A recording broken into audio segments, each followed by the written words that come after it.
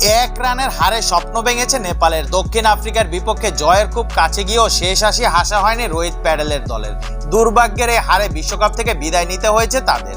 বাংলাদেশের বিপক্ষে পরের ম্যাচে জয় পেলেও তাদের পয়েন্ট থাকবে 3, যেখানে আগেই 4 পয়েন্ট নিয়ে 2-এ আছে বাংলাদেশ।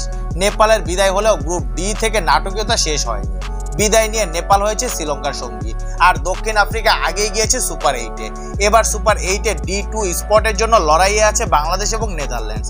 আগামীকাল 17 তারিখ ভোরে নিষ্পত্তি হবে কারা যাচ্ছে শেষ 8-এ। বাংলাদেশের জন্য সমীকরণ এক্ষেত্রে সহজ।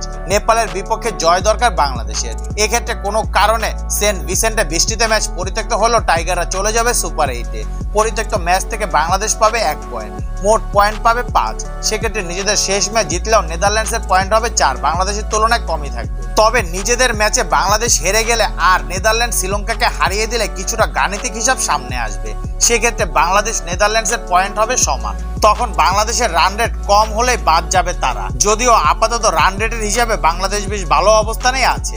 টাইগারদের রান রেট এখন 0.478, নেদারল্যান্ডসের রান রেট -0.408। শেষ ম্যাচে তাই নেদারল্যান্ডসকে বেশ বড় ব্যবধানে জয় পেতে হবে বা বাংলাদেশকে বড় ব্যবধানে হারতে হবে।